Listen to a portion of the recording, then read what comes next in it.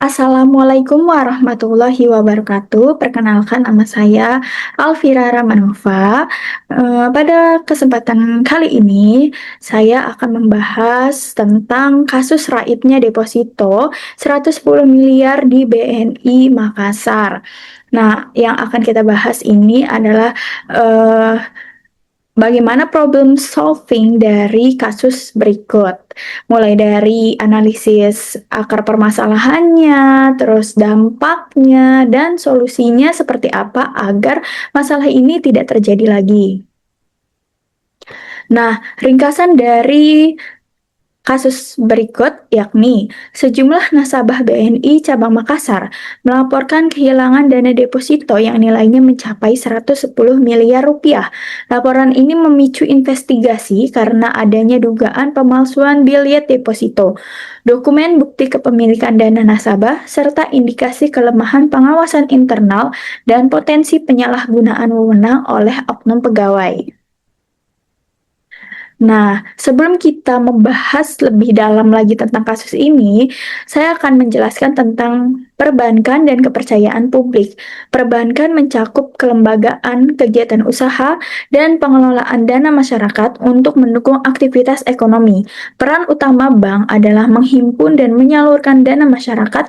Kepercayaan nasabah adalah aset utama. Setiap pelanggaran, kecurangan, atau kelemahan organisasi operasional berpotensi menimbulkan kerugian besar dan menurunkan tingkat kepercayaan publik terhadap institusi perbankan. Dalam konteks kasus ini, hilangnya deposito dan dugaan pemalsuan biljet bukan hanya masalah finansial bagi korban, melainkan ancaman terhadap reputasi bank, stabilitas hubungan nasabah, dan kepatuhan terhadap regulasi perbankan. Profil singkat dari PT Bank Negara Indonesia atau BNI. PT BNI TBK didirikan tahun 1946 dan merupakan salah satu bank BUMN besar di Indonesia. Pada 1996, BNI menjadi bank publik pertama yang mencatatkan saham di bursa. Dilihat dari struktur kepemilikan saham, saham 60% dimiliki pemerintah Republik Indonesia dan 40% dimiliki masyarakat. BNI menyediakan layanan menyeluruh untuk nasabah individu dan korporasi. Layanan utama dari PT BNI ini memberikan layanan berupa tabungan, deposito, kredit, dan digital banking. BNI tercatat sebagai salah satu bank terbesar berdasarkan aset. Nah, latar belakang kasus. Kasus ini muncul setelah beberapa nasabah BNI cabang Makassar melaporkan bahwa deposito mereka hilang. Total nilai kerugian yang diduga mencapai 110 miliar rupiah. Poin utama masalah adalah adanya dugaan pemalsuan 9 biljet deposito, dokumen yang semestinya menjadi bukti sah kepemilikan dana nasabah. Kejadian ini menjadi sorotan publik karena melibatkan dokumen legal perbankan, potensi pelanggaran integritas internal, dan konsekuensi pada kepercayaan nasabah. Bank kemudian wajib melakukan investigasi internal dan berkoordinasi dengan penegak hukum. Identifikasi masalah utama, yakni pemalsuan deposito, teridentifikasi 9 biljet deposito yang diduga dipalsukan menjadi bukti pusat klaim kehilangan dana. Pengawasan lemah, kontrol internal dan mekanisme verifikasi tidak berjalan optimal sehingga celah operasional dapat dimanfaatkan.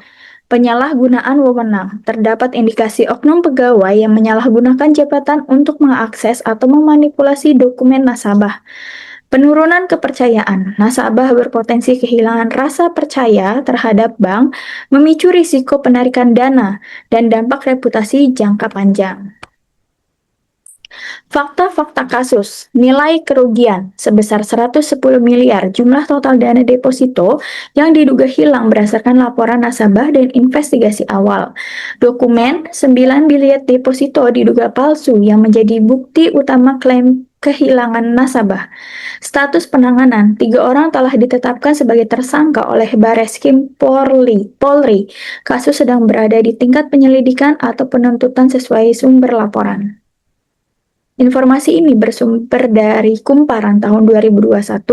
Informasi mencakup jumlah kerugian, dokumen yang terlibat, dan status penegakan hukum. Nah, lalu, analisis risiko operasional. Yang pertama dilihat dari kerugian finansial. Nasabah kehilangan jumlah besar, sehingga risiko finansial langsung bagi nasabah dan potensi kewajiban kompensasi bank. Yang kedua, risiko reputasi. Penurunan kepercayaan masyarakat terhadap BNI yang dapat mempengaruhi loyalitas nasabah dan brand value. Yang ketiga, risiko hukum. Proses hukum, tuntutan, dan kewajiban regulasi yang dapat menimbulkan sanksi atau denda apabila ditemukan kelalaian kepatuhan. Keempat, gangguan operasional. Investigasi intensif membutuhkan sumber daya, memperketat pengawasan, dan menunda layanan tertentu yang berdampak pada operasional sehari-hari. Dampak pada nasabah dan institusi. Untuk nasabah, tentunya berdampak pada kerugian finansial langsung, tekanan psikologis, dan administrasi klaim, serta ketidakpastian penyelesaian hukum. Risiko kehilangan kepercayaan dapat mendorong penarikan simpanan dan tindakan kolektif. Untuk BNI, dampaknya yakni gangguan reputasi, biaya investigasi dan litigasi, potensi sanksi regulator, serta kebutuhan memperbaiki kontrol internal dan kebijakan verifikasi biliet deposito. Dampak jangka panjang termasuk penurunan pangsa pasar dan biaya modal lebih tinggi. Tindakan mitigasi dan rekomendasi. Nah, untuk memitigasi dan kasus tersebut, pertama, perlu penguatan kontrol internal, implementasi prosedur verifikasi ganda terhadap biliet deposito, peningkatan audit internal berkala, dan penggunaan sistem digital terverifikasi untuk pencatatan deposito. Yang kedua, transparansi dan komunikasi, memberikan informasi jelas kepada nasabah tentang proses investigasi, mekanisme pengembalian, serta edukasi keamanan produk deposito untuk mencegah kejadian serupa. Ketiga, penegakan hukum dan sanksi. Koordinasi penuh dengan aparat penegak hukum untuk memastikan pelaku diproses dan menerapkan sanksi internal tegas terhadap oknum yang terbukti bersalah. Keempat, modernisasi sistem. Percepatan digitalisasi dokumen deposito, tanda tangan elektronik, dan sistem anti-fraud berbasis analitik untuk mendeteksi anomali transaksi. Rekomendasi ini bertujuan memulihkan kepercayaan nasabah dan memperkecil risiko operasional berulang. Kesimpulan dan langkah selanjutnya, kasus raibnya deposito senilai 10 miliar rupiah di BNI Makassar merupakan kombinasi dari indikasi pemalsuan dokumen, kelemahan pengawasan internal, dan penyalahgunaan wewenang. Dampaknya meliputi kerugian finansial nasabah, risiko reputasi bagi bank, dan potensi konsekuensi hukum. Langkah selanjutnya yang wajib ditempuh yakni menyelesaikan proses hukum terhadap pelaku, memperkuat kontrol internal dan verifikasi dokumen, meningkatkan transparansi pada nasabah, dan mempercepat digitalisasi proses deposito. Implementasi mitigasi yang tegas dan komunikasi terbuka adalah kunci untuk memulihkan kepercayaan publik dan menutup celah operasional serupa di masa depan. Nah, selanjutnya kita akan membahas analisis kasus. Analisis kasus berupa fraud deposito bodong di BNI Makassar. Anatomi fraud kerah putih berkedok produk resmi. Skema deviasi dana nasabah prioritas yang menghasilkan kerugian hingga 110 miliar rupiah. Laporan dan analisis ini merangkum kronologi, mekanisme teknis, kegagalan kontrol, dampak terhadap nasabah dan BNI, serta rekomendasi mitigasi untuk risiko perbankan modern. Dampak kasusnya terbagi menjadi dua, yakni dampak pada nasabah dan dampak pada BNI. Dampak pada nasabah, kehilangan dana deposito, menurunnya rasa aman dalam bertransaksi, ketidakpastian proses penyelesaian kasus, berkurangnya kepercayaan terhadap bank. Dampak pada BNI, reputasi perusahaan menurun, menurunnya kepercayaan publik, potensi tuntutan hukum dari nasabah, meningkatnya biaya pengawasan dan audit. Kasus ini tidak hanya merugikan nasabah secara finansial, tetapi juga melemahkan kredibilitas BNI sebagai lembaga keuangan, memicu kebutuhan perbaikan prosedur, teknologi, dan budaya organisasi.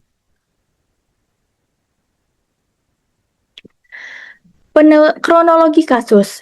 Penelusuran menyebutkan deviasi aliran dana nasabah prioritas yang diarsiteki oleh oknum orang dalam cabang. Bukti fisik berupa bilet deposito diserahkan kepada nasabah, tetapi transaksi tidak tercatat di sistem core Bank BNI. Polisi menetapkan beberapa tersangka termasuk Melati Bunga Sombe terkait pemalsuan bilet deposito. Contoh kasus terungkap ketika salah seorang nasabah mengklaim tidak dapat mencairkan deposito senilai 45 miliar karena nomor seri bilet tidak terdaftar. Pemicu pembongkaran rangkaian fraud. Nah, mekanisme deviasi dana. Bagaimana skema bekerja? Skema bukan pembobolan fisik, melainkan investasi bodong berlabel resmi. Mekanisme utamanya, nasabah menyerahkan dana resmi dan menerima bilet deposito fisik. Nah, bilet deposito fisik ini tampak resmi, ada logonya, ada tanda tangan, dan juga stempel. Selanjutnya, transaksi tidak dicatat di core banking, nomor seri bilet hasil rekayasa atau milik pihak lain. Lalu, dana diarahkan ke rekening penampungan pihak ketiga yang dikendalikan sindikat. Selanjutnya, pencetakan bilet fisik palsu dibuat sedemikian rupa agar nasabah tidak curiga. Ini menggabungkan pemalsuan dokumen fisik, manipulasi administrasi, dan pemanfaatan celah akses sistem. Tahapan eksekusi fraud. Skema berjalan melalui beberapa tahapan berurutan yang saling melengkapi. Hubungan personal, akun hantu, isolasi informasi, bukti fisik palsu, dan akhirnya override otorisasi untuk memproses transfer bernilai besar. Tahap pertama, hubungan. CRO MBS membina relasi personal kuat dengan nasabah VIP sehingga menimbulkan blind trust. Nasabah menyerahkan administrasi tanpa curiga. Tahap kedua, akun hantu. Pembukaan rekening penampungan baru dengan tanda tangan palsu. Dana deposito dialirkan ke rekening ini. Tahap ketiga, isolasi info. Pengalihan kontak sistem ke nomor pelaku sehingga notifikasi transaksi tidak sampai ke nasabah asli. Tahap 4, bukti fisik palsu. Pencetakan bilet deposito yang 100% menyerupai dokumen BNI sehingga nasabah merasa aman walau sistem tidak mencatat. Tahapan ini menjelaskan cara operasi sindikat dari hubungan awal hingga eksekusi teknis yang memanfaatkan kelemahan prosedural dan manusia. Tahap khusus, celah dokumen dan override system. Dua celah kritis memfasilitasi keberhasilan fraud. Yang pertama, celah pada bilet fisik. Penggunaan kupon atau deposito berbasis kertas tanpa verifikasi instan, contoh QR code terikat ke akun nasabah. Memudahkan pembuatan bilet palsu yang sulit dideteksi oleh nasabah awam. Yang kedua, override otoritas dan persetujuan. Transaksi besar seharusnya memerlukan persetujuan berlapis, dari supervisor, kepala operasional, ke pimpinan cabang. Kelalaian kultur sungkan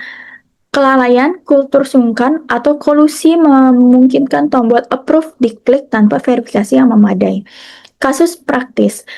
Meskipun MBS telah dimutasikan ke back office, akses dan celah otorisasi tetap memungkinkan rekayasa dokumen sensitif dan transfer berulang.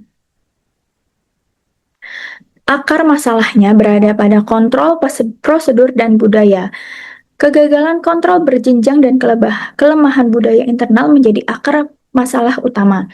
Penyalahgunaan CRO, relasi personal yang terlalu intim mengaburkan prosedur administrasi formal. Nasabah menyerahkan data sensitif tanpa proteksi. Bilet fisik bodong, ketiadaan validasi instan membuat bilet kertas mudah dipalsukan dan diserahkan sebagai bukti fisik yang meyakinkan. Override otoritas, budaya sungkan, kepercayaan buta antarkan, dan dugaan kolusi memungkinkan otorisasi dilanggar. Total akumulasi kerugian disebut mencapai 110 miliar rupiah yang melibatkan 9 bilet berbeda, indikasi pola terorganisir dan kelemahan kontrol serius. Analisis fraud triangle dan kolusi eksternal. Mengurai motif dan kondisi yang mendorong tindakan fraud menurut Fraud Triangle. Pressure, tekanan gaya hidup, keinginan membiayai gaya mewah, gaya hidup mewah, dan kebutuhan perputaran modal bisnis sampingan yang gagal mendorong perilaku oportunistik. Opportunity atau celah peluang, blind trust nasabah VIP, pengawasan cabang lemah, dan akses kontrol yang tidak terintegrasi menciptakan kesempatan untuk memanipulasi aliran dana. Rasionalisasi, pelaku membenarkan tindakan sebagai pinjaman sementara untuk diputar keyakinan yang menggambarkan distorsi moral internal. Collusion, kolusi eksternal, keterlibatan sindikat pihak luar untuk menampung dan mencuci dana memperpanjang skema setelah transaksi awal tidak terdeteksi.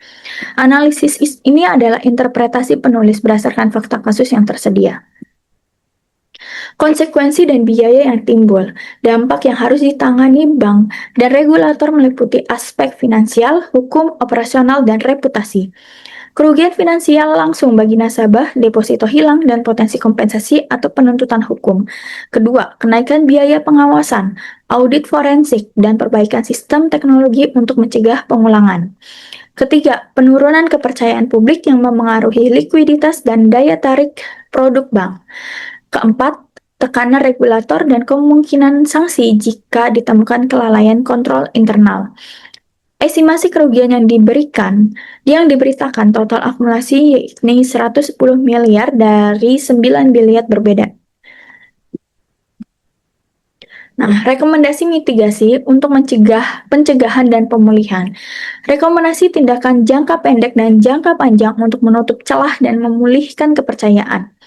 Yang pertama, validasi dokumen instan. Terapkan QR Code unik pada setiap biliet yang terhubung real-time ke akun nasabah di mobile banking, sehingga nasabah dapat memverifikasi keaslian instan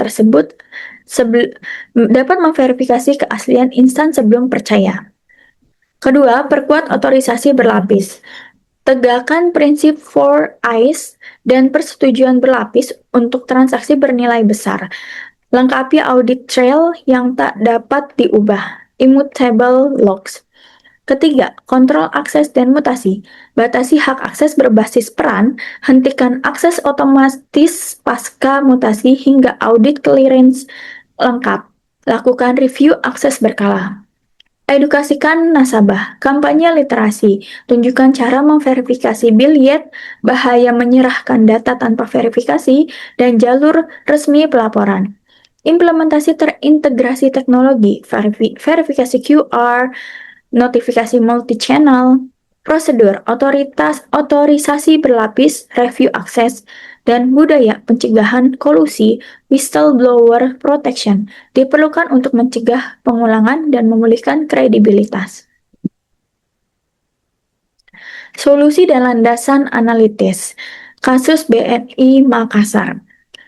Kasus raibnya deposito senilai 110 miliar rupiah di BNI Makassar mengungkap kegagalan sistemik pada 3 pilar utama, manajemen risiko operasional, tata kelola perusahaan, dan sistem pengendalian internal. Deck ini menyajikan solusi preventif era digital, strategi tata kelola, peran manajemen, landasan teori manajemen, analisis kasus menurut George R. Terry, dan data penunjang yuridis serta statistik korban. Fokus utama yakni menggantikan ketergantungan pada integritas moral individual dengan teknologi, rekayasa proses bisnis, dan governance yang ketat. Gagal pada 3 pilar utama yakni manajemen risiko operasional, kontrol transaksi dan deteksi anomali tidak efektif sehingga transfer besar dapat terjadi tanpa pemblokiran otomatis. Tata kelola perusahaan, proses otorisasi dan fungsi pengawasan 4 eyes or 3 eyes tidak berjalan sehingga terjadi penyalahgunaan wewenang end-to-end oleh individu. Sistem pengendalian internal, segregation of duties lemah. Hak akses teknis tidak dibatasi, pembuatan atau ubah rekening dapat dilakukan tanpa konfirmasi request. Solusi preventif era digital. Manajemen perbankan harus menerapkan kombinasi teknologi seperti AI, tokenisasi, biometrik, Rekayasa ulang proses bisnis dan kebijakan tata kelola yang menegaskan prinsip never trust, always verify. Solusi harus menutup celah yang memungkinkan satu individu menguasai proses end-to-end dan mengganti kontrol berbasis kepercayaan personal dengan kontrol otomatis, terdistribusi, dan terverifikasi. AI-driven ERM, Continuous Transaction, monitoring dengan auto freeze saat terdeteksi transfer besar anomali ke rekening asing, audit trail otomatis dan notifikasi eskalasi real-time ke tim pengawas, tokenize e-billiet, hapus biliet kertas, semua deposito elektronik memiliki QR kriptografi yang divalidasi oleh aplikasi mobile banking nasabah untuk menghilangkan penggunaan biliet kosong fisik. Strict Zero Trust, terapkan verifikasi biometrik berlapis untuk penempatan dana besar, 3 eyes or 4 eyes principle. Menolak otorisasi sandi tunggal tradisional dan memperketat digital segregation of duties. Tata kelola dan manajemen kebijakan dan praktik. Wealth Management Governance mengunci relasi eksklusif untuk mencegah penyimpangan operasional dan konflik kepentingan dalam penanganan portofolio VIP. Mandatory Job Rotation, rotasi berkala setiap 1-2 tahun untuk CRO or Relationship Manager yang memegang portofolio VIP agar mencegah konsolidasi kekuasaan dan menyegarkan perspektif pengawasan. Block leave, cuti wajib minimal 5 hari kerja berturut-turut untuk memungkinkan audit independen mendeteksi anomali administrasi saat pemegang tugas absen. Implementasi kebijakan ini harus didukung dengan SOP tertulis, integrasi ke sistem HR dan akses manajemen, dan pemantauan kepatuhan berkala oleh komite audit independen. Centralized confirmation and whistleblowing. Centralized calling, verifikasi ulang setiap pembukaan rekening oleh tim independen pusat terhadap data legal nasabah, panggilan terverifikasi, dokumen cross-check, dan perekaman untuk bukti. Whistleblowing berdaulat, saluran pelaporan internal yang terhubung langsung ke komite audit tingkat komisaris, dilindungi anonimitas dan insentif perlindungan bagi pelapor untuk mendorong keterbukaan dan deteksi dini penyimpangan. Strategi pencegahan fraud, pengawasan dan teknologi, pengawasan internal, monitoring dan audit berkala yang terjadwal secara audit acak. Teknologi keamanan, penerapan enkripsi end-to-end, tokenisasi biliet, autentikasi multifaktor biometrik, dan sistem deteksi anomali berbasis machine learning, sistem dual control, dan integritas SDM. Peran manajemen perbankan, yakni untuk pertama, pengawasan internal, menjamin seluruh aktivitas berjalan sesuai prosedur, yakni pengawasan terintegrasi antara cabang dan pusat, prosedur eskalasi yang jelas, dan audit rutin.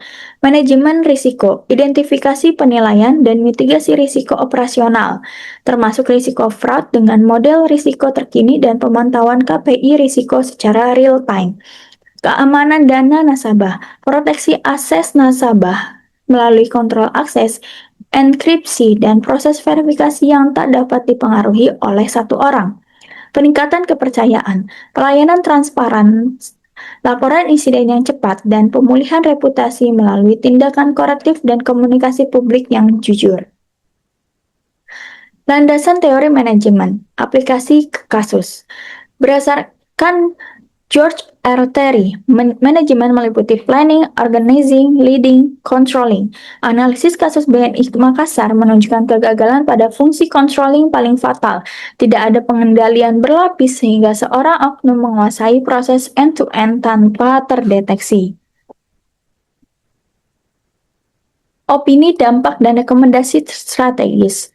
Opini, kasus ini bukan sekedar ulah oknum.